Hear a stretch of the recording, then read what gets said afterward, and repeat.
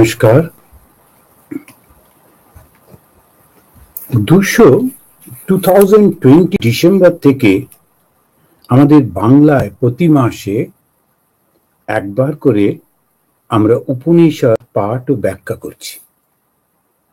কলকাতার কথামৃত সংঘের অনুরোধে বিশেষ করে বর্তমানে কথামৃতের সঙ্গে যিনি প্রেসিডেন্ট শ্রদ্ধেয় অনুবাদী এবং আরেকজন আমাদের কবি শ্রদ্ধা তৃপ্তিদি, এদের অনুরোধেই এই পাঠটি আমি শুরু করেছি।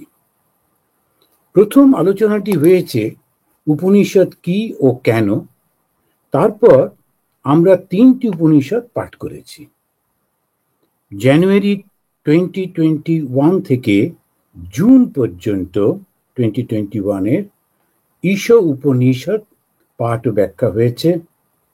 আবার জুলাই 2021 থেকে ডিসেম্বর 2021 পর্যন্ত কেন উপনিষদ আমরা পাঠ করেছি। মার্চ মাসের 2022 থেকে ডিসেম্বর 2023 পর্যন্ত কঠোর উপনিষদ পাঠ করেছি। তারপরে জানুয়ারি ফেব্রুয়ারি এই 2 মাস আমরা একটু ভ্যাকেশন নিয়ে এই মার্চ মাসে 2024-এ আজ থেকে প্রশ্ন উপনিষদ এইটি আমরা পাঠ করব। আমরা জানি সনাতন পন্থীদের বা হিন্দুদের ধর্মগ্রন্থ হলো বেদ। বেদে 2টি ভাগ আছে, একটা কর্মকাণ্ড আর একটা জ্ঞানকাণ্ড। এই জ্ঞানকাণ্ডই হলো উপনিষদ। উপনিষদ থেকে আমরা ব্রহ্মবিদ্যা লাভ করি। ব্রহ্মবিদ্যা বা ব্রহ্মজ্ঞান লাভকে বলা হয় অমৃতত্ব লাভ করা। জীব চৈতন্য স্বরূপ, আবার সর্বব্যাপী চিরন্তন চৈতন্য যখন তাতে জীব বিলীন হয়ে যায়, তার সঙ্গে মিলিয়ে যায়, তার সঙ্গে যুক্ত হয়ে যায়, তখন তাকে বলা হয় মুক্তি। এই মুক্তিতে কি লাভ হয়? অসাধারণ একটা আনন্দ লাভ হয়। সেই আনন্দ লাভের জন্যই তো আমাদের জীবন, না? আমরা যাহা কিছু করি শুধু আনন্দের জন্যই করি। কেন করি? তার কারণ আমাদের যিনি স্রষ্টা তিনি আনন্দের স্বরূপ। হিন্দু ধর্মে এটা আমি বিভিন্ন বক্তৃতায় বলি, আর একবার এখানে তো স্মরণ করা যেতে পারে। সেটি হচ্ছে অত্যন্ত সুন্দরভাবে এই হিন্দু ধর্ম এরা এরকম ভাবে করেন, এবং সেটি আকাশ থেকে কেউ এসে বলে দিল এবং সেটা আমরা মেনে নিলাম তা কিন্তু না। আমরা যেটা করি সেটি আমাদের নানান বিচারের মধ্যে দিয়ে। হিন্দু ধর্মের তো স্রষ্টা কেউ নেই। হিন্দু ধর্মের স্রষ্টা হচ্ছেন ঋষিরা বলা যায়। কেন না, তারা বিচারের মধ্যে দিয়ে, বিশ্লেষণের মধ্যে দিয়ে তারা একটা সত্যে পৌঁছেছিলেন। সেই সত্যটা কি? আমাদের যিনি সৃষ্টি করেছেন তিনি সৎ, তিনি চিৎ এবং তিনি আনন্দ স্বরূপ। সৎ, চিৎ, আনন্দ, এইভাবে তাকে ব্যাখ্যা করা হলো। আবার এক কথায় বলা হলো ব্রহ্ম, বলা হলো চৈতন্য। এখন এই যে সৎ মানে কি? এক্সিস্টেন্স। কি করে বুঝলাম যে তিনি চিরন্তন? কেননা তার যে সৃষ্টি, এই যে আমরা কোনো প্রাণীরা, গাছ পর্যন্ত কেউ মরতে চায় না, শেষ হয়ে যেতে চায় না। প্রচন্ড দুঃখ কোনো একটা হতাশা থেকে কেউ আত্মহত্যা করে, ওটা ধরলে হবে না। এমনিতে স্বাভাবিকভাবে কেউই মরতে চায় না। কেন? কোথা থেকে? সবার মধ্যে, ওই পিঁপড়ে থেকে শুরু করে একেবারে মানুষ পর্যন্ত সবার মধ্যে এই একটা ভাব এলো, আমি বাঁচতে চাই। কেননা এই কমন যেটা, স্বাভাবিক যেটা সবার মধ্যে রয়েছে, যেটা সেটা নিশ্চয়ই এমন কিছুর থেকে এসছে যার থেকে আমাদের সৃষ্টি হয়েছে। সুতরাং তখন ওরা বললেন, যার থেকে আমাদের সৃষ্টি হয়েছে তিনি চিরন্তন। এই জন্যে আমরা মরতে চাই না, আমরাও চিরন্তন বাঁচতে চাই। শরীরটা পাল্টে পাল্টে যায়, কিন্তু ওই প্রাণ, জীব, আত্মা ওটা চলতেই থাকে। আমরা জানতে চাই কেন, কোথা থেকে এলো? সবাই, এই পাখিরা, পশুরা, মানুষ তো বটেই। তার কারণ হচ্ছে আমাদের স্রষ্টা জ্ঞানের উৎস। তো সচ্চিৎ, চিৎ শব্দের অর্থ জ্ঞান। আর আনন্দ শব্দটা যে, সেটা তো আমরা সবাই জানি, সব কিছু আমরা করি আনন্দের জন্য। তো এই আনন্দটাও কমন, সবার মধ্যেই আনন্দটা কমন। কেউ কেউ বিভিন্ন জিনিস নিয়ে আনন্দ পেতে থাকে, সেই আনন্দের নানান রকমের গ্রেড আছে, কিন্তু সবাই আনন্দ চায়। এই আনন্দ তার মানে আমাদের যিনি স্রষ্টা, তিনিও আনন্দ স্বরূপ। তো এই তখনই বলা হচ্ছে সচ্চিৎ, সচ্চিৎ আনন্দ, সচ্চিদানন্দ। এই সচ্চিৎ আনন্দ স্বরূপ যিনি, তাকে বলা হলো ব্রহ্মণ। তিনি চৈতন্য, সর্বব্যাপী চেতনা। এবং সঙ্গে সঙ্গে আবার একটা জড়ও রয়েছে। তো এই জড়টা কিভাবে এলো, তখন আবার সেইটাই আমরা এখানে আলোচনা করব প্রশ্ন উপনিষদে। এইটাই আমরা আলোচনা করেছি অন্যান্য উপনিষদেও। একই কথা ঘুরিয়ে ফিরিয়ে বলে যাচ্ছেন, কেননা সত্য তো একটাই না। এখন সত্যকে বোঝাবার জন্যে নানান রকম ভাবে করা হচ্ছে। তার কারণ হচ্ছে এটা অনুভবের ব্যাপার, কথা দিয়ে বোঝানো যাচ্ছে না। যে আপনি দেখবেন আমাদের প্রত্যেকটি ধর্মের মধ্যে গল্প থাকে, মাইথোলজি। বিভিন্ন গল্পের মধ্যে দিয়ে তারা মানুষকে ওই ধর্মের কথা বলবার চেষ্টা করে। কেননা ওটা বোঝাতে গেলে গান থাকে, নাটক থাকে, সিনেমা হয়, নানান ভাবে সেটা বোঝাবার চেষ্টা করা হয়।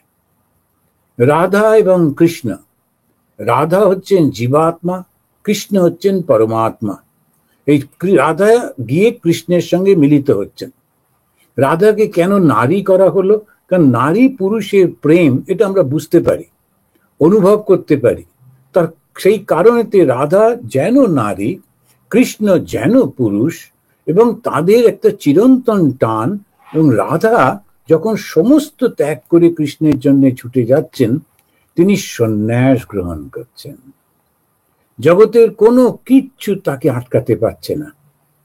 আমরা অনেক সময় বুঝতে পারি না, ওটাকেই আমাদের মতো করে একটা গান টান সিনেমা টিনেমা করি বটে, কিন্তু রাধা কৃষ্ণের যে প্রেম, সেইটি হচ্ছে রাধা যখন সমস্ত ত্যাগ করে কৃষ্ণের জন্যে বা সেই চৈতন্যের জন্য চলে যাচ্ছেন, সেটা হচ্ছে জীবাত্মা তার সংসারের যাবতীয় ইচ্ছা, তার ভোগ বাসনা, সব কিছু অহংকার সব ত্যাগ করে সে পরমাত্মার সঙ্গে মিলিত হতে যাচ্ছে। এটা নারী পুরুষের প্রেম না, এটা জীবাত্মার পরমাত্মার প্রতি সে অসাধারণ টান। এটা শারীরিক কোনো ব্যাপার নেই, এটা আধ্যাত্মিক, সেই মনের টানে সে পবিত্র হয়ে যাচ্ছে। কেন? জগতের কোনো কিছুতে আকর্ষণ থাকলেই মন অপবিত্র। কোনো কিছুতে, নাম যশ প্রতিপত্তি, কোনো কিছুতে আসক্তি থাকলে সেটা অপবিত্রতা। আর যখনই সেটা চলে যায় তখন শুদ্ধতা। শুদ্ধ হলে কি হয়? সঙ্গে সঙ্গে তিনি শুদ্ধতার স্বরূপ, তাকে উপলব্ধি করি। উপলব্ধি করলে কি হয়? আনন্দ সাগরে ভাসে। আনন্দই লক্ষ্য। সেজন্য বলা হলো আনন্দ থেকেই সবকিছু সৃষ্টি হয়েছে। তো আমরা এই বেদের এই বিষয়গুলি আলোচনা করছি বিভিন্ন উপনিষদের মধ্যে দিয়ে, প্রশ্ন উপনিষদও করব। বেদেতে সাধারণত দুটো বিভাগ আছে, একটা কর্ম আর একটা জ্ঞান। এখানেও আমরা দেখব ওই কর্মেরও কথা বলছেন, জ্ঞানেরও কথা বলছেন। এখন কর্ম দিয়ে একটা জায়গায় পৌঁছানো যায়, জ্ঞান দিয়েও আর একটা জায়গায় পৌঁছানো যায়। এই যখন কেউ জ্ঞানের মধ্যে দিয়ে অমৃতত্ব লাভ করে, এই অমৃতত্ব মানে কি? চিরন্তন। আর চিরন্তন মানে কি? আমি চিরদিন বেঁচে থাকবো না, কিন্তু চিরন্তন মানে আমি আমার এই যে সত্তাটাকে মনে করছি, এই যে শরীরটাকে আমি মনে করছি, এই যে পরিবেশটা, জগৎটাকে আমি মনে করছি, এইটা চলে গিয়ে আমি চৈতন্য স্বরূপ হয়ে যাব, আমি চিরন্তন থাকবো। একটা উদাহরণ দিতে গিয়ে ওরা বলে, যেমন এক ফোঁটা জল, সেটা যখন ওই সমুদ্রে এসে পড়ছে, তখন সেই জলটা ছিল ছোট্ট, এবার যখন সমুদ্রে পড়লো, ওই এক ফোঁটা জলই কিন্তু সমুদ্র হয়ে গেল, ও চিরন্তন হয়ে গেল, আর কোনোদিন শুকিয়ে যাবে না। যখন সে একটা ফোঁটা ছিল তখন তার শুকিয়ে যাবার সম্ভাবনা ছিল, কিন্তু যখন সে সমুদ্র হয়ে গেল তখন তো আর তার শেষের কোনো কথা নেই, তাকে অমৃতত্ব বলে।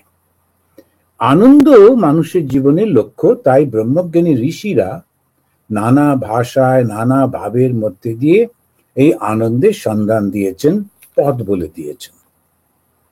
ঈশোপনিষদের ঋষি প্রথম বাক্যতেই তিনি বলছেন, এই জগৎটাই তো ব্রহ্মময়, ব্রহ্ম মানে চৈতন্য। ঈশাবশ্যম ইদম সর্বম যৎকিঞ্চ জগত্যাম জগৎ। ঈশা বাস্যম, ঈশা মানে সেই চৈতন্য স্বরূপ, ঈশ্বর দিয়ে, ভগবান দিয়ে এই সমস্ত জগৎটা জোরে রয়েছে, চৈতন্যে জোরে রয়েছে। জরা শব্দটা মানে কি বাংলায়? জরা মানে হচ্ছে স্যাচুরেটেড, ইংলিশে যাকে বলে স্যাচুরেটেড। এমন কোনো জায়গা নেই যেখানে ওই চৈতন্যটা নেই, সর্বত্র রয়েছে, চৈতন্য একেবারে জোরে রয়েছে। এটা তিনি বলতে বললেন। কেন উপনিষদের ঋষি তার শিষ্যকে আত্মার সঙ্গে পরিচয় করিয়ে দিচ্ছেন প্রথম বাক্যতেই। এখন আত্মার শক্তিতেই আমাদের সমস্ত ইন্দ্রিয় সক্রিয়। আমরা জানি কেন উপনিষদ যারা পড়েছেন বা আমাদের যেটা শুনেছেন, আমাদের এইগুলো সমস্তই ইউটিউবে রয়েছে। দ্য শিকাগো বেদান্ত যে ইউটিউবটা আছে, ওখানে সমস্ত পরপর পরপর সাজানো আছে। যারা উৎসাহী জানতে চান, যারা শোনেননি, ওখান থেকে করে নিতে পারবেন, দেখে নিতে পারবেন। প্লে লিস্ট বানিয়ে দিয়েছে খুব সুন্দর করে একজন, এই ওখানে গিয়ে দেখলেই সমস্ত এক পরপর পেয়ে যাবেন। তো প্রথমেই একজন প্রশ্ন করছে যে কেন উপনিষদে, আর এটাই হিন্দুদের একটা বৈশিষ্ট্য যে তুমি প্রশ্ন করতে পারো, প্রশ্ন করা উচিত। পরিপ্রশ্নেন সেবয়া, তোমার গুরুকে তুমি কিভাবে সেবা করবে? আধ্যাত্মিক প্রশ্ন জিজ্ঞেস করে করে সেবা করবে। এই প্রশ্ন উপনিষদ সেখানেও প্রশ্ন করছে, কে না জিজ্ঞাসা করছে কেন। তা ওই কেন উত্তর দিতে গিয়ে প্রথম সব মন্ত্রটা হচ্ছে কেন, কেন এটা, কেন এটা, কেন এটা, কেন এটা। তার উত্তর দিতে গিয়ে ঋষি যেটা বোঝাচ্ছেন সেটা আত্মাকে বোঝাচ্ছেন। আত্মার শক্তিতে সব কিছু হয়। কঠোপনিষদে সেখানে একদম খুব সুন্দর করে আমাদের জীবনটাকে সেখানে দেখিয়েছেন, যে বাবা ছেলে, এবং ছেলে সে বাবার কাজ দেখে লজ্জা পাচ্ছে যে বাবা কেন এরকম করছেন। তিনি বলেছিলেন সবকিছু দান করবেন, এখন কিছু কিছু লুকিয়ে টুকিয়ে সব করছেন কেন? আর কি ঈশ্বরের কাছ থেকে কিছু লুকোনো যায়? সব তো ধরা পড়ে যায়।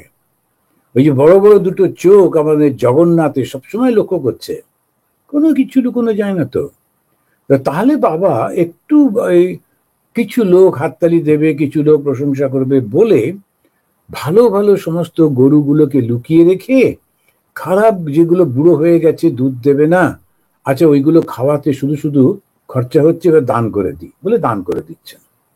তখন সে নিজে গিয়ে নিজেকে উৎসর্গ করছে, বাবা আমাকেও দান করো। এটা সেই শ্রদ্ধা, শ্রদ্ধা প্রবেশ করছে। কিসের শ্রদ্ধা? শাস্ত্র বাক্যের শ্রদ্ধা। শাস্ত্র বাক্যটা কি? যদি তুমি খারাপ কর্ম করো খারাপ ফল পাবে, যদি তুমি ভালো কর্ম করো ভালো ফল পাবে। এখন খুব সুন্দর তুমি সুযোগ পেয়েছো, তুমি রাজা হয়েছো, তুমি মন্ত্রী হয়েছো, এখন তুমি ভাবছো আমি যা খুশি করতে পারি, আবার গোলমাল করে ফেললে। আগের জন্মে ভালো ভালো কাজ করেছিলে বলেই সুযোগটা তোমার সামনে এসেছিল, এই সুযোগটা পেয়ে তুমি অপব্যবহার করলে, মিথ্যা বলে চুরি করে তুমি ভাবছো যে কেউ তো আমাকে আটকাতে পারছে না, আমি যা খুশি করবো। এই পরের জীবনটা ভুলে গেলে, এই পরের জীবনে এত কষ্ট পাবে, এত কষ্ট পাবে যে আর শুধু একটা জীবনে না, জীবনের পর জীবন কষ্ট পেতে পেতে পেতে তারপরে আবার একটা সুযোগ আসবে, আবার যদি ভুল করো আবার ওইখানে যেতে হবে। এই চক্র চলতেই থাকবে। বিশ্বাস করো আর না করো, মানো আর না মানো, এটা তো হবেই। কেন এটা সত্য। এই কর্মের এই যে ব্যাপারটার জন্য ঋষিরা অত্যন্ত চিন্তিত হয়ে মানুষকে বলছেন, যেন মনে হচ্ছে কেউ দেখছে না, আমি যা খুশি করতে পারি। ভীষণ ভুল। তো কঠোপনিষদে ওইটি বলছেন যে মানুষ প্রথমে এই জগতের সবকিছু আনন্দটা চায়। দ্বিতীয়, স্বর্গের ব্যাপারে, আচ্ছা এটা তো হয়ে গেল, তো ঠিক আছে, এবার তো মৃত্যু এসে গেল, স্বর্গেতে গিয়ে একটু আনন্দ পাবো কিনা। আচ্ছা স্বর্গটাও, কিন্তু স্বর্গটাও লিমিটেড, কিছুদিন থাকলে আবার ফিরে এলে। তার কারণ যেসব ভালো ভালো কাজ করছো তার জন্য তুমি স্বর্গ পাবে, কিন্তু ফিরে আসতে হবে। তৃতীয়তে তিনি ওই আত্মার কথা বলছেন, তখন সেইখানেতে তৎ শুক্রম অমৃতম বিদ্বাত, তখন বলা হচ্ছে ওইটি সেই বিশুদ্ধ, ওইটি সেই অমৃত, একেই জানতে হবে। কাকে? আত্মাকে। এটা হচ্ছে কঠোপনিষদ। প্রশ্নোপনিষদের ঋষি, তার নাম হচ্ছে পিপ্পলাদ। এই পিপ্পলাদের 6 জন শিষ্য। এই 6 জন শিষ্য তাকে 6টি প্রশ্ন করে, 6টি প্রশ্ন এবং 6টি উত্তর, এইটি নিয়েই আমাদের এই উপনিষদটি। এই উপনিষদের নাম হচ্ছে প্রশ্ন উপনিষদ। এটা অথর্ব বেদের অংশ। আসুন আমরা এই শান্তি মন্ত্র পাঠ করে আজ থেকে আমরা প্রশ্ন উপনিষদ পাঠটা শুরু করি।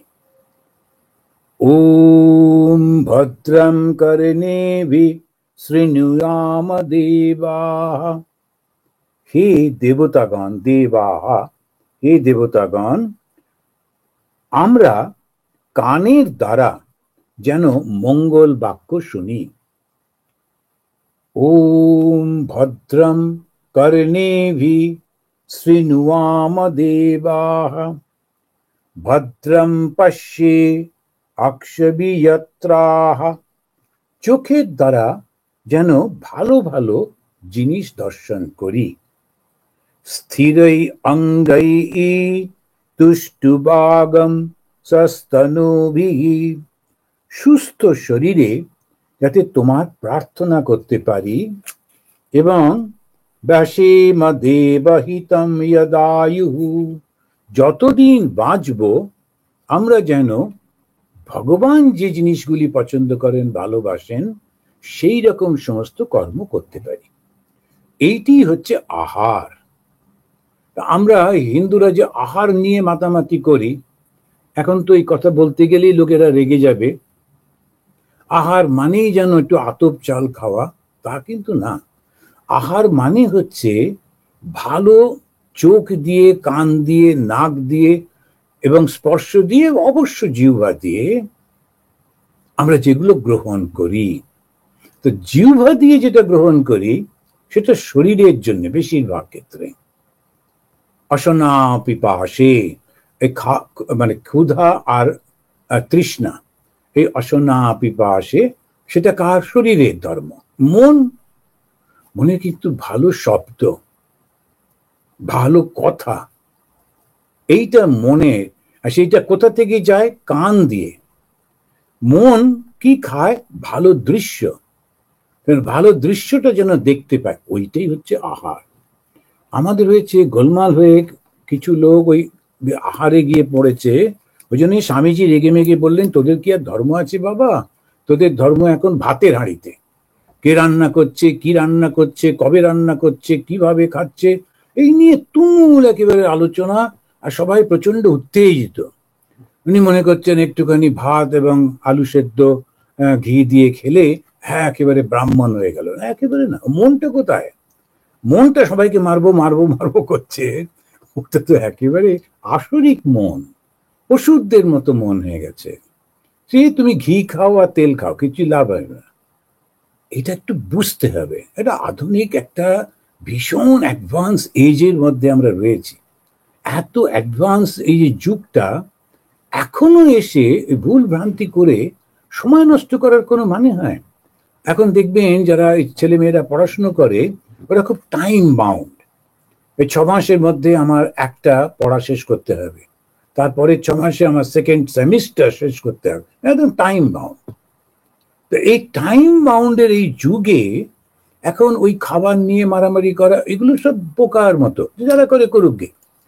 বুঝতে হবে যে আমার খাবারটা হচ্ছে মনের, এবং সেইটি কি, ভালো ভালো কথা শুনতে হবে, ভালো ভালো দৃশ্য দেখতে হবে, এবং ভালো কিছু আমরা স্পর্শ করব, শ্রীগুরু চরণ আমরা স্পর্শ করব, যারা সৎ ব্যক্তি তাদের চরণটা স্পর্শ করব। যেখানে যেখানে লোকেরা শুদ্ধতা অভ্যাস করছে, সেই মঠ মিশনে গিয়ে সেই পবিত্র ভূমির উপরে আমরা দর্শন করে আসব সেই মঠ মন্দিরগুলো, যেখানে যেখানে শুদ্ধতা হচ্ছে। তো এই সমস্ত ভাবে মনটাকে শুদ্ধ করতে হবে। আর যতটা সময় পারা যায় আমরা হয় ভালো করে বইটা পড়ব, ভগবদ গীতা, উপনিষদ, কথামৃত, সৃষ্টি মায়ের কথা, স্বামীজির যে উপদেশগুলি, এগুলি সব পড়ব, আর ওইটার আহার গ্রহণ করব। তো ভদ্রম কর্ণেভিঃ শৃণুয়াম দেবা, হে দেবতারা তোমরা কৃপা করো যাতে ভালো ভালো কথা শুনতে পাই। জানো, প্রচুর লোক ভালো কথা শুনতেই পায় না, অভ্যাস করা তো দূরের কথা, শুনতেই পায় না বেচারীরা। ওই জন্ম থেকে শুধু খারাপ শব্দ আর খারাপ জিনিস দেখে দেখে বড় হচ্ছে, ওর মধ্যেই মরে যাচ্ছে, ওদের জগৎটা ওর মধ্যেই শুধু। তা এটা আমাদের বলবার পর এবারে আমরা শান্তি মন্ত্র করলাম, করে 3 বার শান্তি বলছেন ঋষি, ওম শান্তি শান্তি শান্তি। তো 3 রকমের বিঘ্ন আছে, সেই 3টে বিঘ্ন থেকে শান্তি। ব্রহ্মবিদ না হলে ব্রহ্মজ্ঞান প্রদান করা যায় না, করতে পারে না। এখন যে জ্ঞানটা আমার নেই, সেই জ্ঞানটি আমি দেব কি করে? যদি দিই তখন সেই জ্ঞানের কোনো উপকার হবে না। সেই জন্যে অনেকেই দুম করে এসে একটা কিছু বলে টলে দেন টেন বটে। আজকাল তো একটু সবসময় ধর্মটা নিয়ে মানুষ নানা রকম করতে থাকে। একটু যদি কিছু পড়াশুনো করেছে কি করেনি, খানিকটা বুঝেছে কি বোঝেনি, অমনি ধর্মের উপর একটা বই লিখে ফেললো, তারপরে এই জ্ঞান যোগ ভক্তি যোগের উপর বই লিখছে, বক্তৃতা করছে, এবং সুন্দর করে একটা সেজে গুজে বসে নানা রকমের, আর প্রচুর লোক শুনতেও যায়, কারণ ধর্মটা ভেতরকার তো একটা আকর্ষণ, ওকে বলতে। কিন্তু নিজে না বুঝে বললে কি করে হবে? ভগবান শ্রীরামকৃষ্ণদেব যেমন বলছেন, যদি তুমি নিজে সার্টিফিকেট না পাও, অর্থাৎ ঈশ্বর দর্শন না করো, ঈশ্বরের কথা বলবার কি করে তোমার অধিকার? তুমি কি করতে পারো? তুমি বলতে পারো এই শাস্ত্র থেকে আমি পড়ে পড়ে শোনাবো, আমিও পড়ছি, তোমাকেও এসো একসঙ্গে আমরা পড়ি, এই পর্যন্ত হতে পারে। আমি ভগবান শ্রীরামকৃষ্ণের কিংবা আমি অন্যান্য সমস্ত ধর্মগ্রন্থ থেকে পড়ে সেটা বলতে পারি, ওই পর্যন্ত। কিন্তু আমি ধর্মের কথা বলছি, আমি বলছি, এটা অনুভব ছাড়া কি করে তুমি বলতে পারো? তপস্যার দ্বারা শরীর মন শুদ্ধ না হলে ব্রহ্মজ্ঞানের অধিকারী হয় না। এখন তো যে কোনো সময় গুগলকে জিজ্ঞেস করলে সবকিছু বলে দিচ্ছে, এই উপনিষদে কি আছে গুগল সব বলে দিল। আবার একটা চ্যাট জিপিটি এসেছে, তাদেরকে যদি বলা হয় আচ্ছা ঈশোপনিষদের ওপরে আমাকে একটা আর্টিকেল লিখে দাও, চট করে 1 সেকেন্ডে একটা আর্টিকেল। এখন এইগুলো সব ঠিকই আছে, এগুলো তো হবেই আধুনিক যুগে, কিন্তু যত আমরা অ্যাডভান্স হচ্ছি তত আমরা হতাশ হয়ে পড়ছি। কেন? কেননা ওইগুলোর মধ্যে দিয়ে গিয়েও শান্তি তো আসছে না। ওইটাই হচ্ছে আসল কথা। সব কিছু করলাম, 50টা বই পাবলিশ করে ফেললাম, বুক ফেয়ারে খুব 1-2 বই আমার একেবারে ভীষণ ভালো বিক্রি হলো, একদম খুব পপুলার হলো, তা কিন্তু শান্তি তো আসছে না মনের মধ্যে।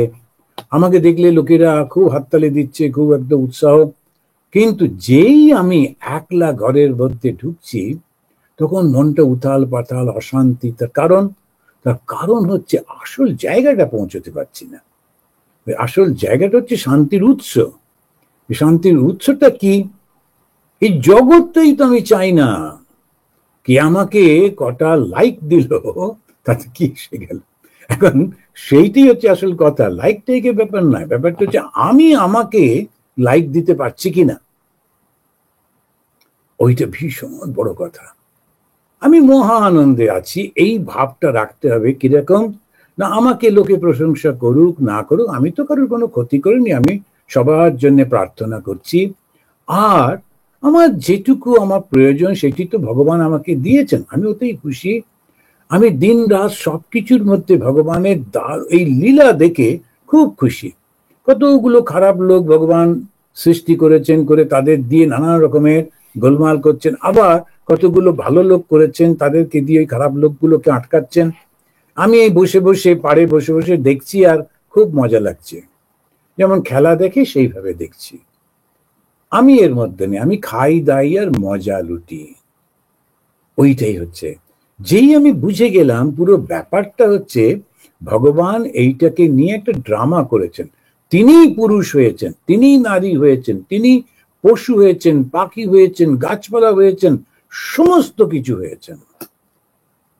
এবার তিনি নানান রকম ভাবে ভালো মানুষ খারাপ মানুষ সমস্ত কিছু করছেন। ওষুধটা করতে গিয়ে এলো, উনিই তো করেছেন। আবার মা দুর্গা থেকে এলো, তারই তো শক্তি। এখন এই সমস্ত দেখে শুনে বাস চুপ করে থাকা, বাহ ঠিক আছে। আর ওই ভেতর থেকে ঠিক আছে, সবই আমার কোনো অসুবিধা নেই। তাই প্রশ্ন উপনিষদের প্রথম প্রশ্নের প্রথম মন্ত্রে পরিচয় করিয়ে দিচ্ছেন যে এই শিষ্যরা কারা। শুকেশ চ ভরদ্বাজ, শৈব্যশ্চ সত্যকামঃ, সৌন্দ্রায়ণী চ গার্গ্যঃ, কৌসল্যাশ্চ অশ্বলায়নো, ভার্গবো বৈদর্ভীঃ, কাত্যায়নাঃ কবন্ধী। এখন এটা প্রথম পরিচয় করাচ্ছেন। যখনই বলছেন তখন বাবার নামটা বলছেন কেন, নইলে ভুল হয়ে যেতে পারে না, একই নামের তো কত লোক থাকে, তো সেই জন্য ওই ভুল হয়ে যেতে পারে বলেই ওই বারবার ওরকম ভাবে। এর আগেও আমরা অন্যান্য সমস্ত উপনিষদও দেখেছি, এখন উপনিষদ বৃহদারণ্যক উপনিষদে যখন কেউ প্রশ্ন করছেন, যিনি প্রশ্ন করছেন তার বাবার নামটাও বলা হচ্ছে, পরিচয় দেওয়া হচ্ছে। কেননা এই নামের এই লোকটি এই ভদ্রলোকের ছেলে বা মেয়ে। এখানে 6টি যুবক তারা গেছেন, গিয়ে জিজ্ঞাসা করবেন বলে। তা প্রথম জনের নাম হচ্ছে শুকেশ। ইনি কার পুত্র? ভরদ্বাজ।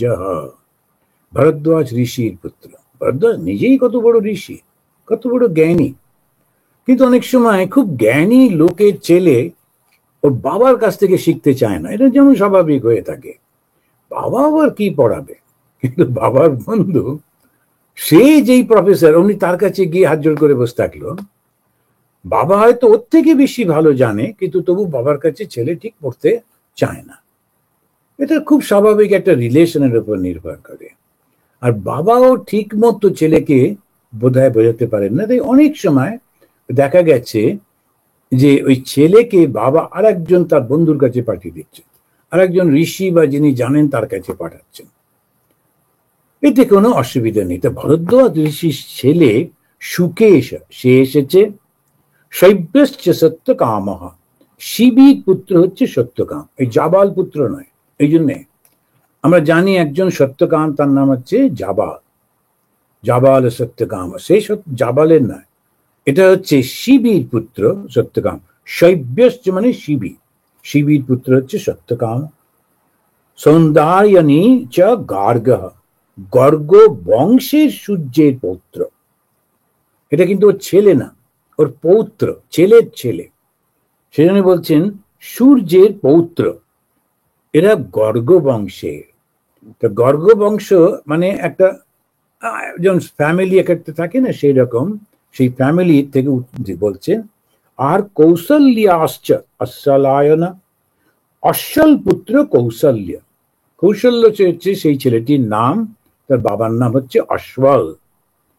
ভার্গব বৈদর্ভীঃ, বিদর্ভ দেশের ভৃগুর পুত্র হচ্ছেন তিনি। এবারে ওর মধ্যে আছেন ওই প্রশ্ন করবেন বলে কাত্যায়না কবন্ধী, কত্ত পুত্র হচ্ছে কবন্ধী। তো কবন্ধী তিনি ওই কত্তের পুত্র, এইভাবে পরিচয় করিয়ে দেওয়া হল। দিয়ে হইতে ব্রহ্মপরা ব্রহ্মনিষ্ঠা পরম ব্রহ্ম অন্বেষমানা এষঃ বৈ তৎসর্বং ব্রক্ষ্মীতি দেহ সমিধপানয়ো ভগবন্तं পিপ্পলাদম উপসন্না উপস্থিত হলেন। কার কাছে? পিপ্পলাদম, পিপ্পলাদের কাছে। আর তিনি কিরকম? অত্যন্ত রেসপেক্টেড। ভগবন্তম পিপ্পলাদম উপসন্না। তো উপসন্না হয়ে একজন খুব অত্যন্ত শ্রদ্ধেয় ব্যক্তি।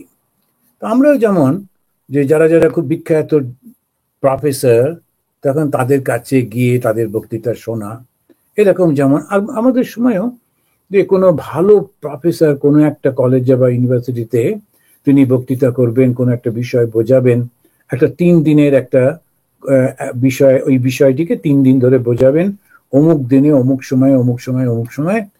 অন্যান্য কলেজ থেকেও সবাই গিয়ে ওখানে বসে থাকতো, বেশ বড় একটা হলেতে এগুলো হতো। পরবর্তীকালে এগুলো সব ভেঙে টেঙে গেল, বা এখনো আছে কিনা আমি ঠিক জানি না। তবে বিখ্যাত লোকেরা যখন আসেন তখন সবাই এসে যায়। অন্য যারা টিচাররা তারা মোটেই রাগ করেন না, ওরা বলেন না খুব ভালো, তো ওর কাছে গিয়ে একটু শিখে নি, ও ওই জিনিসটা খুব ভালো জানে, রাগ করার কোনো ব্যাপার নেই। এই যে ওপেননেসটা ছিল, এখানেও আমরা দেখতে পাচ্ছি এই উপনিষদের যুগে এই ওপেননেসটা খুব ছিল। যে যেটা ভালো জানে তখন তার কাছে ছেলেদের পাঠিয়ে দেওয়া, তোমরা ওনার কাছে গিয়ে শিখে এসো, কারণ ও ঠিক জানে ছেলেরা কিরম প্রশ্ন করবে, আর উনি জানেন যে কি করে ওকে হ্যান্ডেল করতে হয়। তো এখানে এই 6টি ছেলে এসে হাজির হয়েছে। কেন? হইতে ব্রহ্মপরা। হইতে কেন বললো? ওই যে পরপর পরপর নামগুলো বলে গেল, গিয়ে বললো এরা সকলে হইতে ব্রহ্মপরা, ব্রহ্মপরায়ণ। ব্রহ্ম মানে জ্ঞান, ব্রহ্মবিদ্যা, এই ব্রহ্মের জ্ঞান লাভ করার জন্যে ব্রহ্মপরায়ণ হয়ে এবং ব্রহ্মনিষ্ঠা। তারা কিন্তু এই ব্রহ্মজ্ঞান লাভ করতে গেলে যেসব কোয়ালিফিকেশন লাগে সেইগুলি সব তারা নিজেরা অর্জন করে নিয়েছে, ওরা জানে। ওদের বাবারাও তো খুব বিখ্যাত সব ঋষি, সুতরাং তারাও বলে দিয়েছেন দেখো বাবু এইভাবে করতে হবে। এখন প্রত্যেকটা জিনিসেরই কতগুলো কোয়ালিফিকেশনের দরকার হয়। যেমন আমি যখন মেডিকেল বা কোনো সায়েন্স পড়তে যাব, বেসটা হচ্ছে ম্যাথমেটিক্স।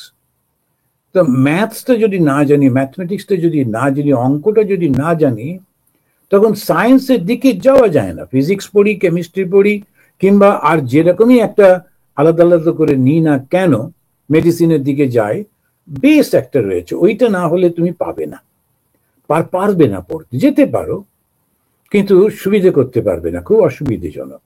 তা ওই জন্য কতগুলো বেসিক জ্ঞান চাই, সে কোয়ালিফিকেশন চাই, ওর ভালোবাসাটা চাই, এবং তখন তারা ওইটা গিয়ে পড়তে পারে।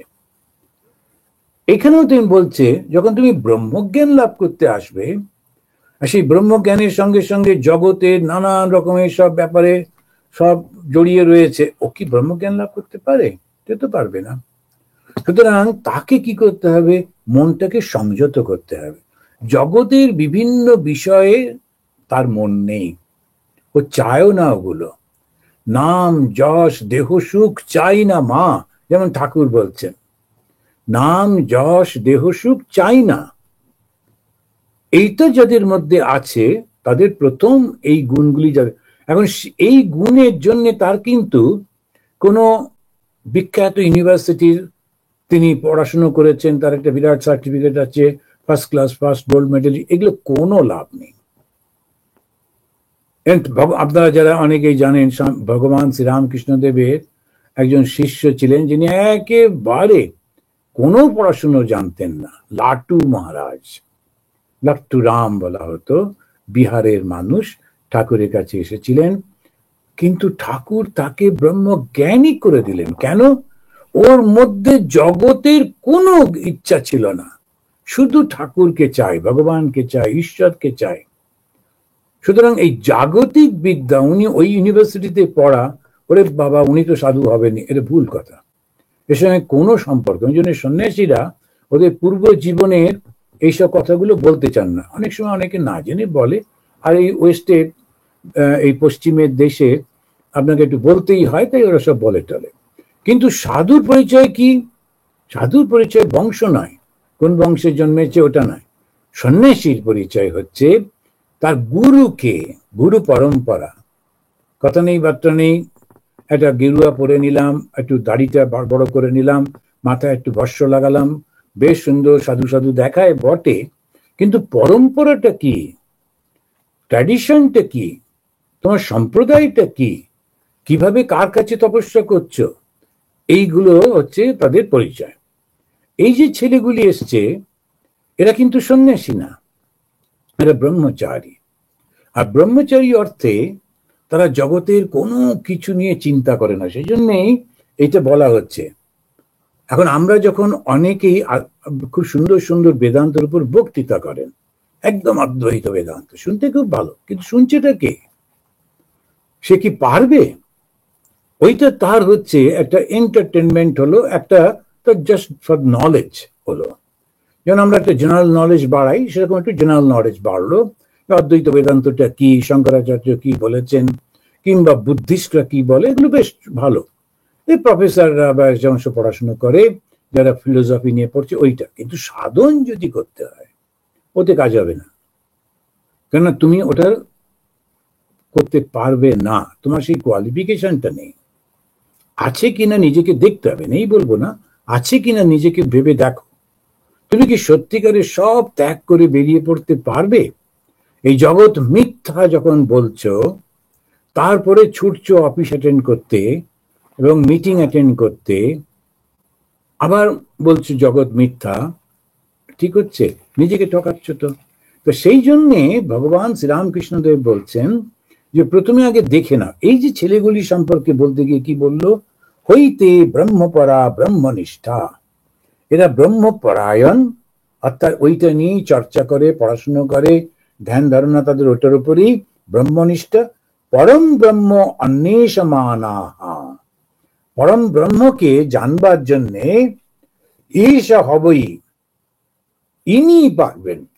কার কাছে এসছেন? পিপ্পলাদের কাছে। এবং পিপ্পলাদ সম্পর্কে তাদের এই ছজনের ধারণা কি, ইনি না জানবেন, জানো, চলো আমরা সব যাই। এই ছজনে মিলে এসে হাজির হয়েছে। তৎ সর্বম বক্ষ্যতি ইতি, ব্রহ্ম সম্পর্কে জানবার জন্য সব এসেছে। এবং তেহা সমিৎপানয়, এইটি হচ্ছে পার্থক্য। আমরা যখন জ্ঞান লাভ করতে যাই, আধ্যাত্মিক জ্ঞান, তার প্রথম স্টেপটা কি? হাম্বলনেস।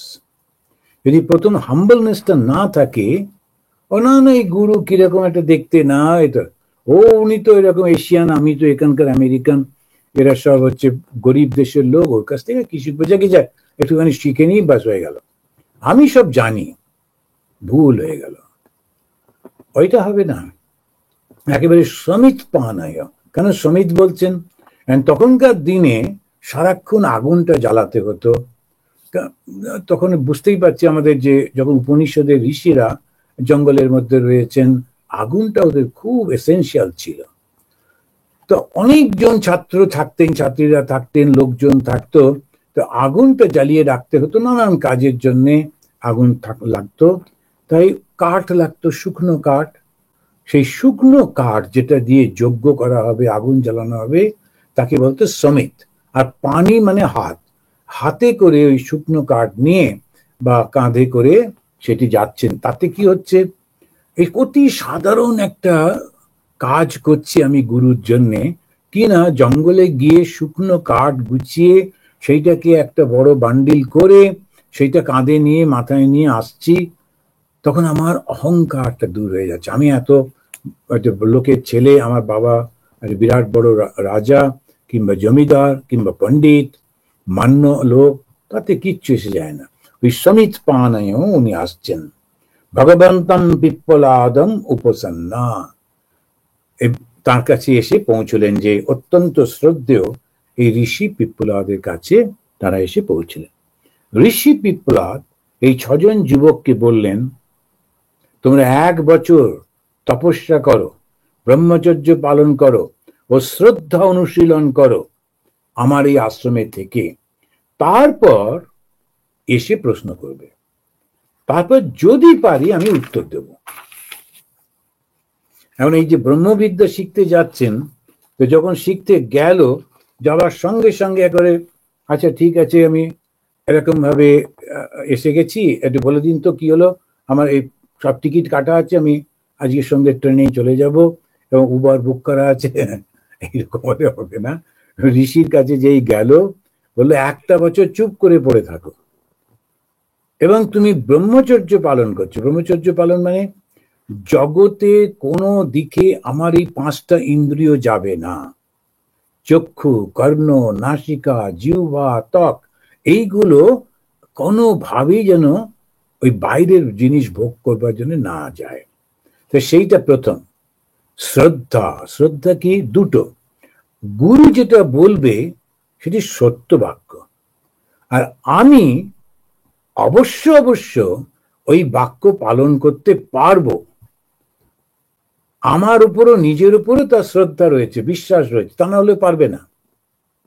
আবার গুরুর উপরে পরিপূর্ণ শ্রদ্ধা রয়েছে। আর 1 বছর কেন? ওই গুরুর কাছে থাকছে, এবারে গুরুকে শুনেছে মানুষটা দারুণ দারুণ, এবারে যখন থাকছে, এবারে দেখছে ও একে বকছে, ও ছোট ছোট জিনিস নিয়ে চেঁচামেচি করছেন, তারপরে উনি দুপুরবেলা ঘুমিয়ে পড়ছেন, তারপরে এখানে এই করছেন ওই করছেন। তো এই লোকটা বা দরকার নেই, আগে তুমি বুঝে নাও আমাকে সত্যি সত্যি মানতে পারবে তো। বাইরে থেকে একরকম দেখি আমরা, তারপরে যখন তার সঙ্গে থাকা হয় তখন হয়তো অনেক সময় আমরা শ্রদ্ধা হারিয়ে ফেলি। ওই জন্য অনেকেই বলে, আমাদের ছোটবেলায় বলতো, আমরা বলতাম তো একটু গুরু সেবা করবো, বুঝে বেশি গুরুর কাছে থাকলে গুরুর ওপরে মানুষ বুদ্ধি এসে যেতে পারে, ওটা ভীষণ কঠিন। সেজন্য গুরুর ওপরে মানুষ বুদ্ধি করতে নেই, দেব বুদ্ধি। কিন্তু তিনি তো মানুষের শরীরে, মানুষের মতো, তিনি সেই খাচ্ছেন, ঘুমোচ্ছেন, কথা বলছেন, রাগ করছেন, হাসছেন, সমস্ত কিছুই তো একদম মানুষের মতো, অথচ ভেতরে তার ওই দৈব ভাব আছে। তো ওই মানুষটাকে দেখে দেবতা মনে করা কি চারটিখানি কথা? ভীষণ কঠিন। সেই জন্যে ওই পিপ্পলাদ বলছেন থাকো, এবারে এসছো ইনি পারবেন বলে তোমরা দূর থেকে সব এসে হাজির হয়েছো, দেখো দেখি আমাকে আগে প্রথমে দেখো। তাই ঠাকুর বলছেন সাধুকে দিনে দেখবি, রাতে দেখবি, তারপরে বিশ্বাস করবি। আমরা ওপর থেকে হঠাৎ করে দেখি, অবিশ্বাস নয় কিন্তু নিজের উপরে বিশ্বাস রাখতে হবে। যেমন তিনি বললেন, ঠিক 1 বছর পর কত্তপুত্র কবন্দি জিজ্ঞাসা করছেন, ওরা ওখানে থেকে গেল 1 বছর ধরে, ওখানে থেকে তাদের বিশ্বাস না ইনি আমাকে ঠিক ঠিক সত্যের পথে নিয়ে যেতে পারবেন, এই বিশ্বাসটা তার হলো। যেই 1 বছর শেষ হলো, অমনি ওই কবন্দি এসে ভগবানের কাছে উপস্থিত, বলছেন ভগবান কুতো হবা ইমা প্রজা প্রজায়ন্ত ইতি। তা ওই এক প্রশ্ন হচ্ছে, এক প্রশ্ন মানে হচ্ছে ওই স্কন্ধ মানে বা ও চ্যাপ্টার, আর 3 নম্বর হচ্ছে মন্ত্র। তো উপনিষদের এই যে এগুলোকে শ্লোক বলে না, মন্ত্র বলে। কেন? ওর উপরে যদি মনন করি, মেডিটেশন করি, তাহলে মনটা শুদ্ধ হয়ে যায়, পবিত্র হয়ে যায়, মুক্ত হয়ে যায়, ওই জন্য বলে মন্ত্র। তো উনি এসে এবারে জিজ্ঞেস করছেন, কবন্দি এসে জিজ্ঞেস করছেন কুতো, কেমন করে, হবা ইমা প্রজা, এই যে প্রজা, এই যে প্রাণী সকল কোথা থেকে সৃষ্টি হলেন? প্রজায়ন্ত ইতিহি, সৃষ্টি যখন হয়েছে তখন স্রষ্টা তো নিশ্চয়ই একজন আছেন। তাই সৃষ্টি রহস্য জানতে পারলে স্রষ্টাকে জানতে পারবো। আর আমরা তো জানি ব্রহ্ম থেকেই সবকিছু সৃষ্টি হয়েছে। তাই আমাকে ব্রহ্ম সম্পর্কে বলুন জিজ্ঞাসা না করে বললেন সৃষ্টি সম্পর্কে বলুন। এই সৃষ্টিটা কিরকম জানতে পারলে আমি ব্রহ্মকে জানতে পারবো। সৃষ্টি তো ব্রহ্ম থেকেই এসেছেন। তো সুতরাং তিনি ব্যাক কাউন্টিং করছেন, ওই ওপর থেকে না এসে নিচে থেকে ওপরের দিকে যাচ্ছেন। এইটাই করতে গিয়ে তিনি বলছেন প্রশ্ন উপনিষদের এটা হলো প্রথম প্রশ্ন। তখন ব্রহ্ম ছাড়া আর তো কোনো সত্তা নেই, তাহলে সৃষ্টিটা কি? সৃষ্টি যদি ব্রহ্ম থেকে আলাদা হয় তাহলে তো এটা দুটো সত্তা হয়ে যাচ্ছে, এই জগৎ আলাদা, ঈশ্বর আলাদা। যারা দ্বৈতবাদী তারা এরকমই বলেন যে আমি আলাদা, ঈশ্বর আলাদা। কিন্তু তাতে একটা সমস্যা কি হয়, তাহলে দুটো সত্তা হয়ে যাচ্ছে। তাহলে কি করে হবে? কেউ কেউ বলেন খারাপ জিনিসগুলো তো ভগবানের মধ্যে থাকতে পারে না, সুতরাং খারাপ জিনিসটা শয়তান করেছে। আর শয়তানটা করতে গিয়ে এলো, এখন ভগবানও ছিলেন, শয়তানও ছিল। তা যদি হয়, তাহলে ভগবান ইনফিনিট হবেন কি করে? সর্বব্যাপিত্ব কি করে হবে? কোনো না কোনো জায়গায় তিনি পৌঁছতে পারেননি, ওইখানে শয়তান বসেছিল। তাই যখনই আমরা আর একটা সত্তাকে আমরা এনে দেব, তখনই গোলমাল হয়ে যাবে। না, খারাপ বলো ভালো বলো সবকিছুই একের মধ্যেই ছিল, এক থেকেই সবকিছু বেরিয়েছে। কোনোটা তোমার কাছে খারাপ লাগছে, কোনোটা ভালো লাগছে, একটা কিছু যাই হোক, এক থেকেই সবকিছু হয়েছে। দুই যেই বলবে ভগবান এবং শয়তান, তখনই যুদ্ধ হবে। আর যুদ্ধে ভগবানও মারা যেতে পারেন। তো স্বামীজি সেই প্রশ্ন, শ্যাল গড ডাই? ঈশ্বর কি মারা যেতে পারেন? তা তো পারেন না। সেই জন্য উনি বলতে গিয়ে এটা বলছেন। তো দুটো সত্য তো হবে না, তাহলে ব্রহ্মের সর্বব্যাপিত্ব ক্ষুণ্ণ হচ্ছে, তা তো হবার নয়। খুব বুদ্ধি করে কবন্ধী এই প্রশ্নটি করেছেন। তস্मै সাহোবাচ। তস্मै, এই প্রশ্নটা শুনে সা মানে ওই ঋষি পিপ্পলাদ, হোবাচ, তিনি তখন বলছেন, সর্বব্যাপী সেই চৈতন্য প্রথমে প্রজাপতি রূপে প্রকাশিত হলেন। তো সেই যে চৈতন্য, তিনি এবারেতে নিজেকে প্রজাপতি রূপে ব্যক্ত করলেন। কোন কোন জায়গায় বলে যে, যখন ওই বেদান্ত যখন বলছে, তখন সেটাকে বলে যে তিনি একটা অন্ড হলেন, একটা তিনি যেন একটা ডিমের আকারে ডিম হলেন। তা প্রথমেই সেইটি একটা সৃষ্টি হচ্ছে, তারপর তার থেকে সব সৃষ্টি হচ্ছে। এখন একদম যে চৈতন্য যিনি, তিনি ডাইরেক্টলি যদি সৃষ্টি করেন, তখন একটা সমস্যা আছে। সেই জন্যে তিনি নিজেকে আলাদা করে নিচ্ছেন, একটা এজেন্ট তৈরি করে দিচ্ছেন।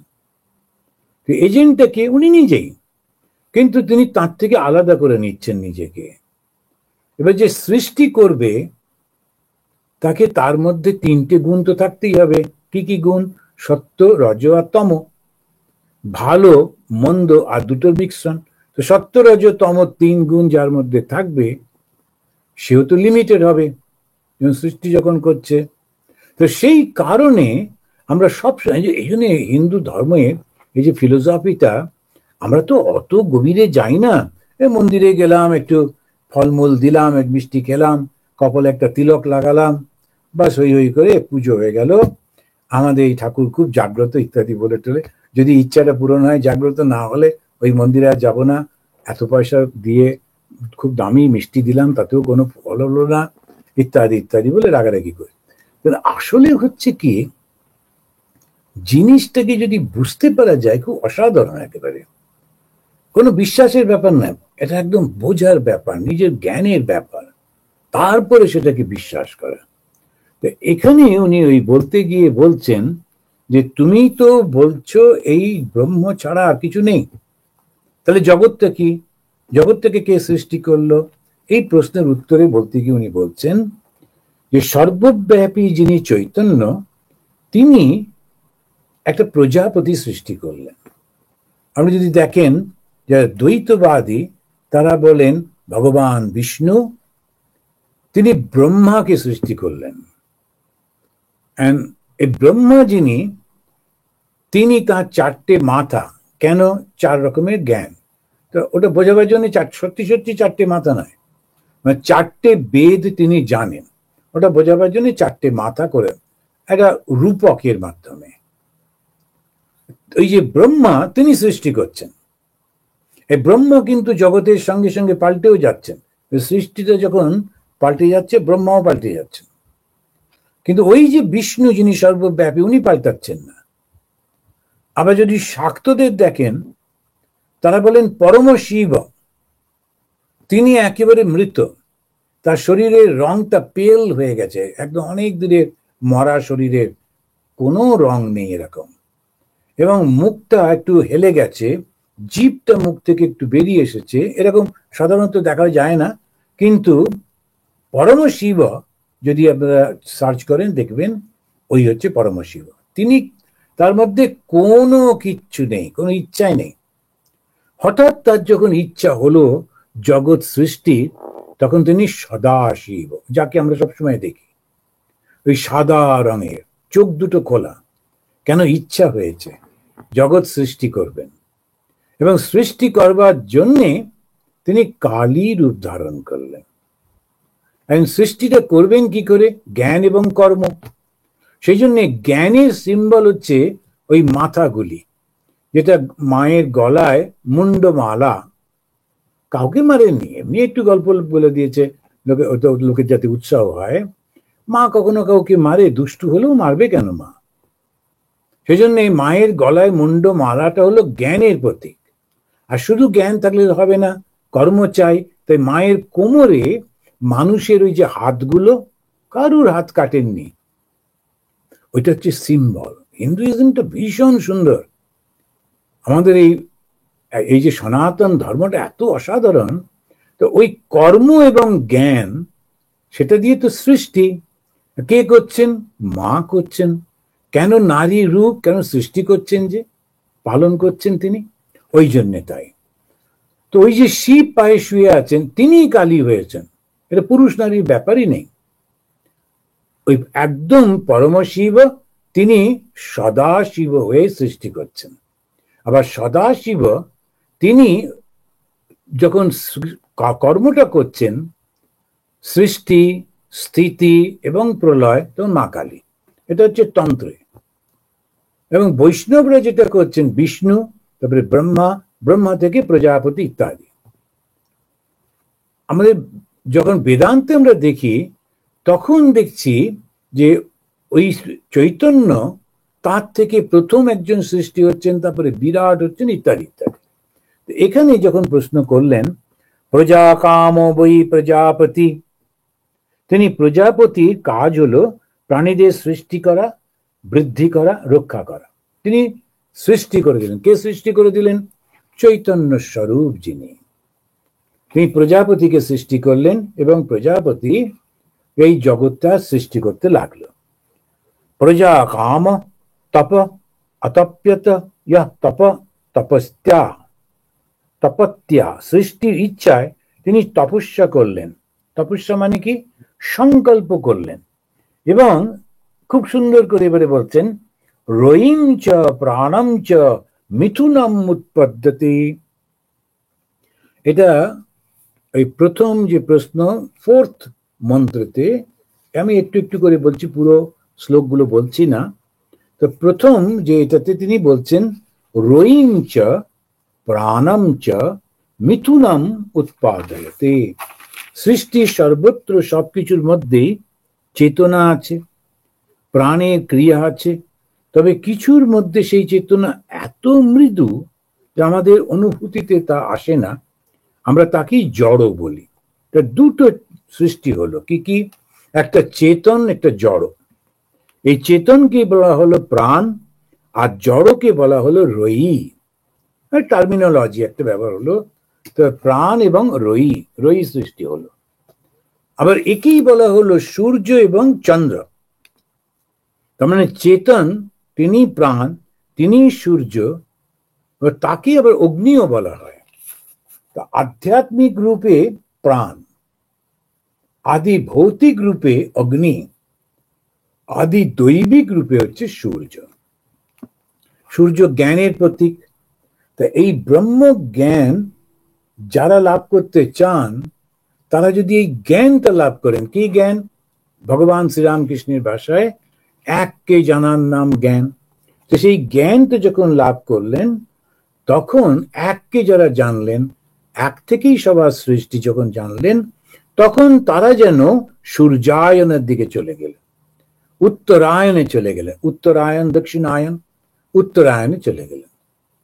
গিয়ে ওই জ্ঞানের মধ্যে মিলিত হয়ে গেলেন। আর তাদের জন্ম হবে না, আর তাদের জন্ম, মৃত্যু, জরা, ব্যাধি, কোনো কষ্টের মধ্যে যেতে হবে না, শুধু আনন্দের মধ্যে তারা চলে যাচ্ছেন। কিন্তু যারা ওই জড় বা রয়ি তাকে ভালোবাসছেন। রয়ি মানে এই বিশ্ব, এই জগৎ। তো এই জগতে করা খুব সুন্দর সুন্দর কাজ করছেন। কি কি কাজ? ইষ্টা এবং পূর্ত। ইষ্ট মানে কি? তারা যজ্ঞ করছেন, তারা তপস্যা করছেন, সর্বভূতের দয়া দেখাচ্ছেন, আতিথেয়তা করছেন, ভালো ভালো কাজ করছেন।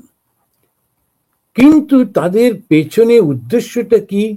আমি মানুষকে, দুঃখিত যারা ক্ষুধার্ত তাদের দিচ্ছি, যাতে আমি স্বর্গে যাই, যাতে আমার ছেলে মেয়েরা তারা যেন ভালো থাকে। দেখুন, প্রত্যেকটা কর্মের পেছনে একটা বাসনা থাকছে, আর বাসনার সঙ্গে যে কর্মগুলো করা হচ্ছে হয়তো বন্ধন হচ্ছে।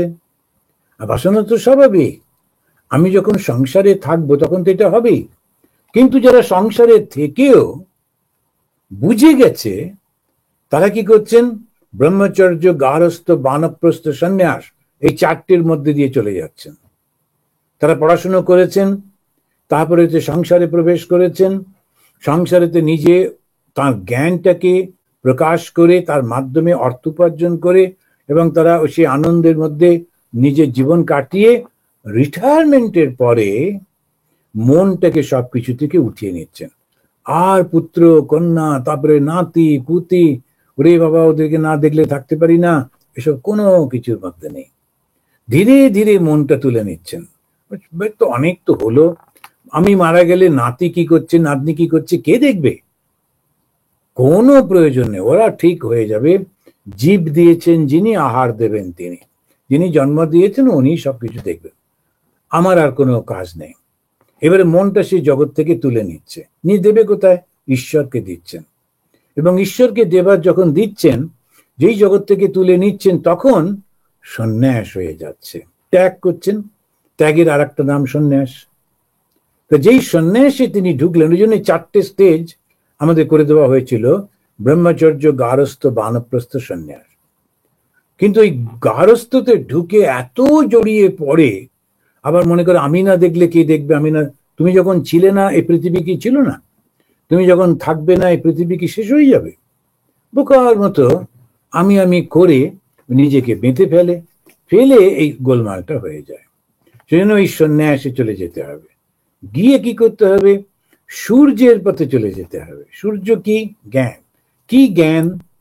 এককে জানার নাম জ্ঞান। সব যা দেখছি তাঁরই সেই চৈতন্য রূপ, কিন্তু আসলে তিনি এক। যারা এটা পারে না তারা চন্দ্রলোকের মধ্যে চলে যায়। চন্দ্রলোকের মধ্যে ভালো ভালো কাজ করে। পূর্ত মানে কি? সবার জন্যে জলের ব্যবস্থা করে দেয়, মন্দির নির্মাণ করে, বস্ত্র দান করে, অন্ন দান করে, এটা হচ্ছে পূর্ত। ইষ্টা পূর্ত। ওই যে পূর্ত বিভাগ বলে কর্পোরেশন, ওই কাজগুলো যারা করছে কেন করে?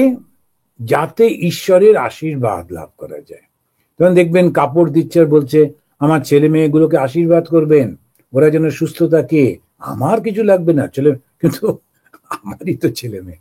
এখন ওই ছেলে মেয়েদের জন্যে করতে করতে করতে করতে আটকে যাচ্ছেন। ফলে কোথায় যাবেন? তখন বলছে চন্দ্রলোকের মধ্যে দিয়ে তারা যান, বেশ কিছুদিন ভালো কাজ তো করেছেন, তার একটা ফল হয়। সেই ফলটা কি? স্বর্গ। সেখানে গিয়ে সুন্দর আনন্দ করে থেকে আবার ফিরে আসেন। তো যারা তপস্যা, ব্রহ্মচর্য, শ্রদ্ধা, বিদ্যা, এই চারটে করেন। তপস্যা কি? মনটাকে সংযত করা, এই হচ্ছে তপস্যা। ব্রহ্মচর্য কি? যাতে কোনো রকম ভাবে আমার এই চক্ষু, কর্ণ, নাসিকা, জিহ্বা, ত্বক, এই পাঁচটা কোনোভাবে জগতের সঙ্গে লিপ্ত হয়ে না পড়ে, ওটাই ব্রহ্মচর্য। শ্রদ্ধা কি? গুরু বাক্যে এবং নিজের উপরে বিশ্বাস। আর বিদ্যা কি? এককে জানার না, যেমন ঠাকুর বলেছেন। তো এই সমস্ত করে এক বা অদ্বিতীয় জ্ঞানী হলো মুক্তি।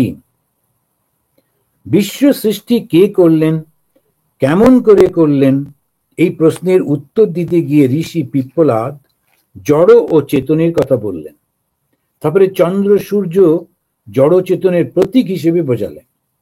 চন্দ্র জড়, তাই জড়ের উপাসনা করলে মুক্তি নেই। সূর্য হচ্ছে চেতন বা জ্ঞান, তাই যদি জ্ঞানের উপাসনা করে তাহলে জন্ম মৃত্যু থেকে মুক্তি হয়। এরপর ঋতুচক্রকে বোঝাচ্ছেন, সূর্যকে, দ্বাদশ মাসকে ব্যবহার করছেন সৃষ্টি রহস্য বোঝাবার জন্যে, এবং সর্বদাই সর্ব ঋতুতে স্রষ্টাকে স্মরণ করার জন্য। তা প্রথম প্রশ্নের 11 নম্বর মন্ত্র থেকে 15 নম্বর মন্ত্র পর্যন্ত বুঝিয়ে শেষে 16 নম্বরে বলছেন, তেষামসৌ বিরজো ব্রহ্মলোকঃ ন येषु यक्ष्णम् অনৃতম না মায়া চ ইতি। গৃহস্থ আশ্রম থেকে যাচ্ছেন তো, তো সেটাতে বলতে গিয়ে তিনি বলছেন তার মধ্যে কোনো রকম ভাবে নিকৃষ্ট কোনো ভাব নেই।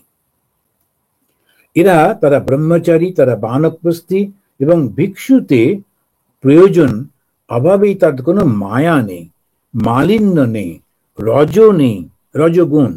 সেই জন্য নির্মল ব্রহ্মলোকের মধ্যে এরা প্রবেশ করছে। এদের মধ্যে কোনো কুটিলতা নেই, এদের মধ্যে মিথ্যা কোনো কিছু নেই, মিথ্যা আচরণ তারা করে না, এবং মায়াজনিত কোনো আসক্তি নেই। তাই তারা এই বিমল ব্রহ্মলোকের মধ্যে প্রবেশ করছেন। এখানে কিন্তু সন্ন্যাসীর কথা বলছেন না, গৃহস্থদের কথাই বলছেন। তো এই একটা প্রশ্নের মধ্যে দিয়ে তাকে বললেন এই সমস্ত ঋতুচক্র ইত্যাদি বুঝিয়ে বললেন, তুমি তাহলে সূর্যের পথটা ধরো, জ্ঞানের পথটা ধরো, এবং যখন তুমি তোমার সমস্ত কর্তব্য শেষ করে গৃহস্থ হিসেবে বানপ্রস্থে যাবে, অর্থাৎ রিটায়ার্ড জীবন যাপন করবে, মনটাকে তুলে নিতে অভ্যাস করো। করবার পর সন্ন্যাসের মধ্যে প্রবেশ করো। আর সন্ন্যাসে প্রবেশ করলে আর কারোর সঙ্গে কোনো সম্পর্ক নেই। সম্পর্ক নেই মানে কোনো মায়া নেই, কোনো মলিনতা নেই, আমি আমার বোধই হচ্ছে মলিনতা, সেটা নেই। সবকিছু ঈশ্বরের এই ভাবের মধ্যে থাকতে থাকতে যখন মুক্ত হচ্ছ, তখন সেই জগৎ সৃষ্টির সঙ্গে, স্রষ্টার সঙ্গে মিলিত হয়ে যাচ্ছ। তো এই প্রথম প্রশ্নের প্রথম উত্তর দিয়ে আজকে শেষ হলো। আবার সামনের মাসে আমরা দ্বিতীয় প্রশ্নের উত্তরটা শুরু করব, প্রশ্ন এবং উত্তর। আসুন 3 বার শান্তি বলে শেষ করি। ওম শান্তি শান্তি শান্তি, হরি ওম। स्थापकाय च धर्मस्य सर्वधर्मस्वरूपिणे अवतारवरिष्ठाय रामकृष्णाय ते नमः। अवतारवरिष्ठाय रामकृष्णाय ते